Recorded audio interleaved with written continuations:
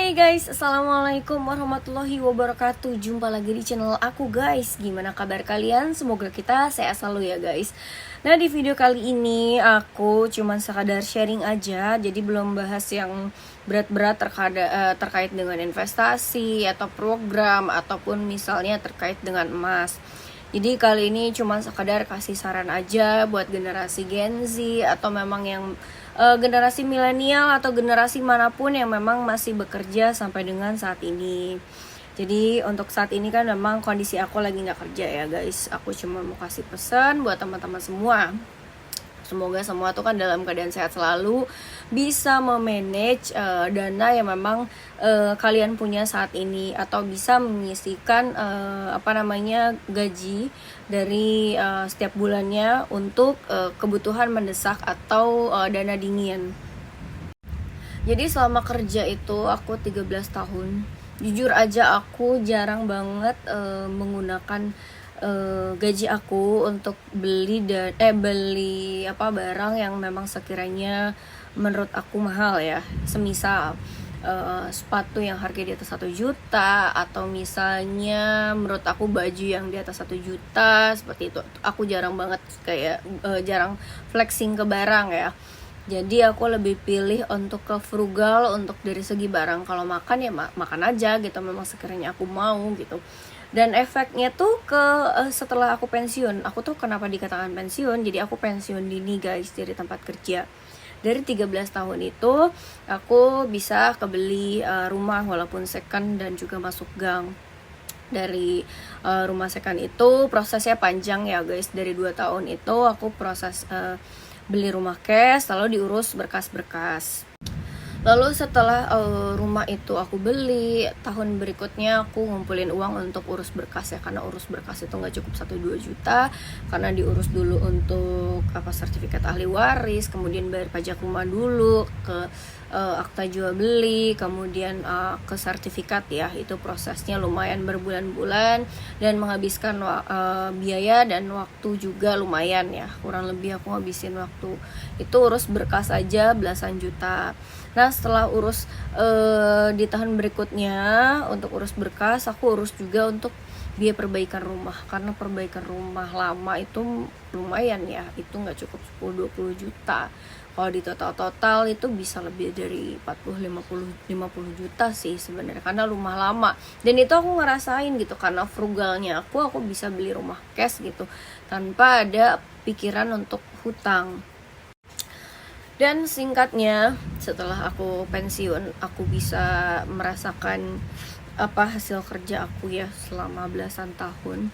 Aku bisa membeli yang tadinya aku tahan-tahan, aku membeli sepatu yang aku pengen gitu, beberapa macam gitu. Tapi memang sekiranya digunakan ya untuk kegiatan olahraga, atau misalnya kalau sekedar beli jam sih, pasti kalau jam itu memang harus yang bagus ya. Kalau baju, karena perempuan itu kan senangnya gonta-ganti.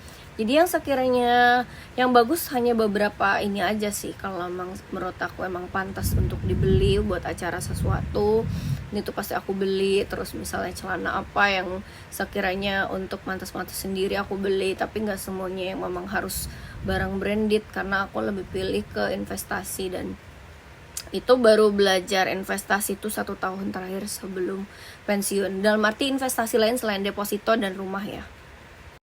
Nah guys, karena aku udah pensiun 3 bulan ya, jadi aku memang merasakan efek dari frugal pada saat kerja. Kemudian dana pensiun aku gunakan sebaik-baiknya, dan aku belajar investasi sebelum 1 tahun pensiun ya. Kalau mungkin deposito mungkin udah lumrah gitu. Jadi aku belajar sebelum pensiun itu belajar saham, beli reksadana, mempelajari sukuk. Walaupun kayak belajar beli 1 juta gitu, aku pengen tahu gitu kan. Dan dari situ aku mulai berpikir gak ada kata terlambat sih sebenarnya kalau untuk belajar untuk investasi gitu. Jadi menurut aku ya teman-teman, berapapun usia kalian misalnya saat ini dalam kondisi bekerja ataupun usaha, jangan lupa disisihkan. Karena aku sendiri sebenarnya pengen banget masih berpenghasilan gitu sampai dengan usia berapa gitu, sampai masa tua tuh kayak financial freedom gitu. Sampai saat ini sih aku masih memimpikan itu dan sedang mengusahakan, karena cari kerja lagi susah banget guys ternyata. Karena kemarin tuh sebenarnya aku terlalu pede ya. Jadi setelah pensiun tuh harusnya langsung segera cari, karena aku berpikir waktu itu mentok di bulan puasa. Harusnya kan coba-coba aja, mungkin dari pas bulan puasa sampai nanti habis lebaran, bisa jadi nanti ada tindak lanjut untuk interview. Nah, karena zaman dulu dengan zaman sekarang tuh beda. Ketika aku lulus kuliah, aku interview, walk in interview itu kan, misalnya aku udah kerja di tempat satu, ternyata langsung coba ke tempat lain itu langsung kerja gitu. Tapi lain dengan sekarang kan zamannya semua serba digital ya, dengan aplikasi kita apply dan saingan kita banyak, apalagi dengan Gen Z di bagian yang sama, dengan mungkin dari salary, kalau Gen Z misalnya bisa start dari UMR, sedangkan kita yang sudah berpengalaman gitu harus bersaing dengan yang berpendapatan UMR gitu.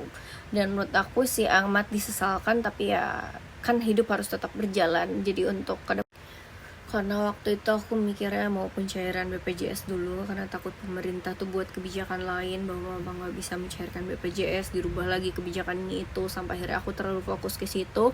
Harusnya sambil mencairkan BPJS aku tuh sambil apply, jadi sekiranya pun nganggur, nggak sampai sekarang aku udah 3 bulan nganggur. Tapi ya udahlah ya, memang kehidupan kan harus tetap berjalan.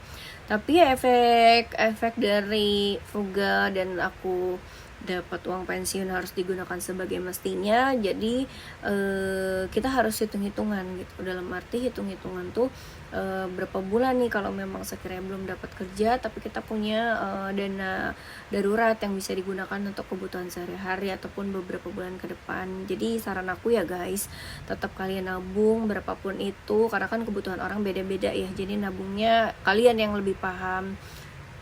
Mungkin itu aja sih guys untuk yang aku ceritain di kali ini ya guys. Nah, cukup sekian guys untuk curhatan kali ini. Mungkin baiknya diambil, buruknya dibuang, karena aku kemarin terlalu pede ya. Harusnya aku coba apply di bulan Februari. Cuman saran aku ya yang baik-baik kalian ambil aja. Mudah-mudahan teman-teman juga di sini dimudahkan rezekinya, sehat selalu. Jangan lupa untuk invest dananya di pos-pos yang memang sekiranya kalian memang lebih paham. Mau kalian mau deposito, atau misalnya mau ke sukuk, reksadana, mau beli emas, itu terserah. Yang penting kalian jangan terlena bahwa kalian itu akan kerja selamanya. Kita nggak tahu ya, rezeki orang tuh kadang di atas, kadang di bawah. Cukup sekian guys untuk video kali ini. Semoga kita sehat selalu ya guys. Wassalamualaikum warahmatullahi wabarakatuh.